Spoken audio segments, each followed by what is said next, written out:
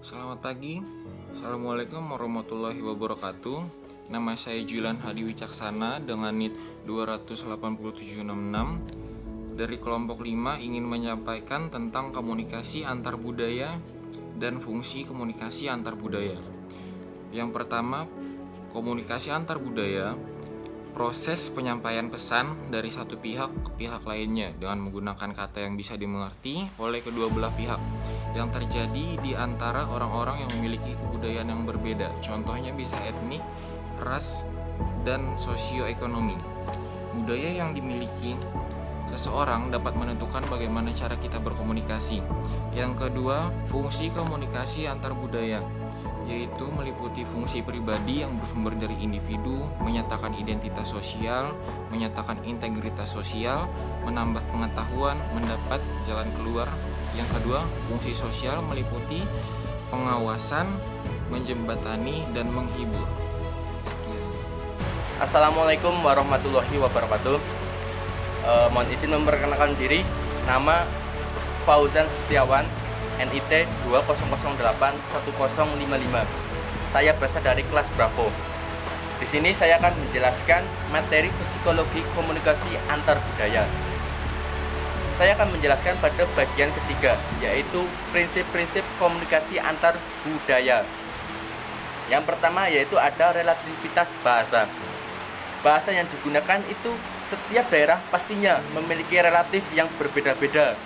Misalnya seperti bahasa Jawa berbeda dengan bahasa Kalimantan. Yang kedua, ada bahasa sebagai cerminan budaya.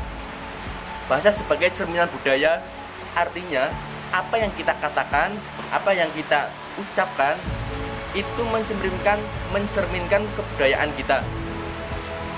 Yang ketiga, mengurangi ketidakpastian. Semakin besar perbedaan antar kebudayaan pastinya akan mengurangi ketidakpastian. Yang keempat, kesadaran diri dan perbedaan antar budaya. Kesadaran diri antar budaya itu artinya kita itu hidup di bangsa yang penuh sekali beragam, sangat beragam budayanya. Jadi kita harus sadar diri bahwasanya setiap daerah itu memiliki kebudayaan yang berbeda-beda.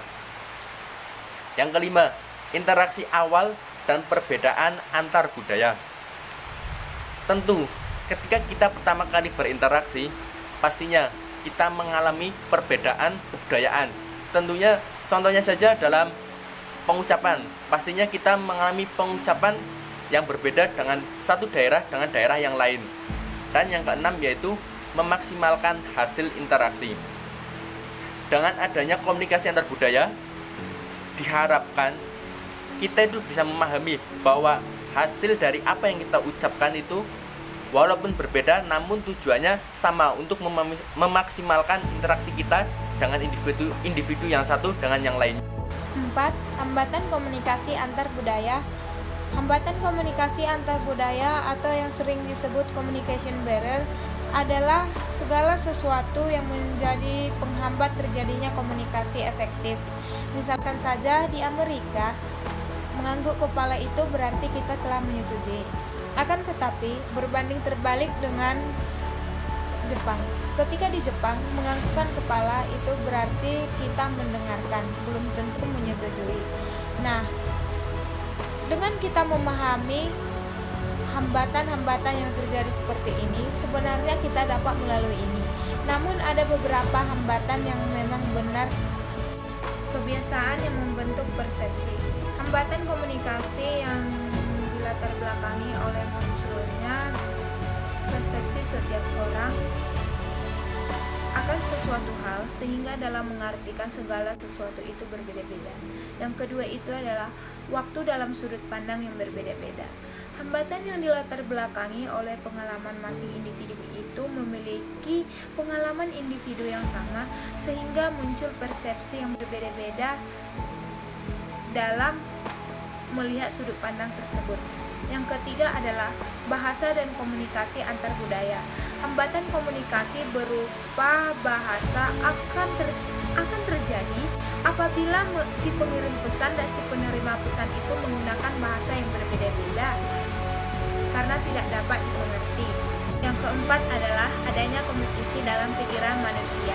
Ketika si penerima pesan sedang melakukan kegiatan lain sambil mendengarkan, sehingga penerima pesan tidak dapat menerima secara maksimal apa yang dikatakan oleh si pengirim pesan. Yang kelima adalah budaya membentuk karakteristik. Salah satu faktor hambatan dalam komunikasi antar budaya itu adalah budaya itu sendiri. Hambatan komunikasi ini disebabkan karena perbedaan etnik, agama, status sosial. Assalamualaikum warahmatullahi wabarakatuh. Saya Erika Puspitasari, NIT 200802014, akan menjelaskan tentang poin kelima dari tema psikologi komunikasi antar budaya, yaitu keefektifan komunikasi antar budaya. Sebagaimana sebuah aktivitas komunikasi yang efektif apabila terdapat kesamaan makna dan pesan antara komunikator dan komunikan. Tapi hal ini menjadi sulit karena adanya unsur perbedaan antara budaya. Itulah sebabnya usaha untuk melakukan komunikasi antar budaya tidaklah mudah. Banyak masalah potensial yang sering terjadi di dalamnya. Komunikasi antar budaya yang benar menurut Scrum harus memperhatikan 4 hal, yaitu yang pertama, menghormati anggota budaya lain sebagai manusia.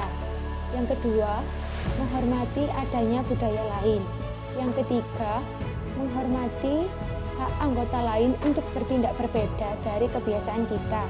Yang keempat, komunikator lintas budaya yang kompeten harus belajar menyenangi hidup bersama orang lain dari budaya lain. Assalamualaikum warahmatullahi wabarakatuh. Nama saya Budi Praja, NIM 20080805352. Di sini saya akan menjelaskan tentang strategi peningkatan komunikasi antar budaya. Yang pertama ialah mengenali diri sendiri, yang kedua menggunakan kode atau bahasa yang sama, yang ketiga menunda penilaian dan memberi cukup waktu kepada orang lain, yang keempat memperhitungkan lingkungan fisik dan manusia, yang kelima meningkatkan keterampilan berkomunikasi, yang keenam mendorong feedback atau umpan balik, yang ketujuh ialah mengembangkan empati. Di sini saya akan membacakan tentang dimensi psikologi komunikasi antar budaya. Ada 3 dimensi yang perlu diperhatikan pemahaman tentang kebudayaan dalam konteks kebudayaan antar budaya.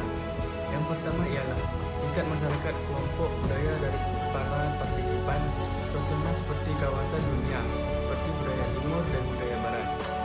Yang kedua ialah konteks sosial tempat terjadinya komunikasi antar budaya, contohnya seperti organisasi, bisnis, dan politik. Yang terakhir ialah saluran yang dilalui oleh kesalahan komunikasi antar budaya, baik yang verbal maupun non-verbal, contohnya seperti antar pribadi atau orang atau media massa. Sekian, terima kasih.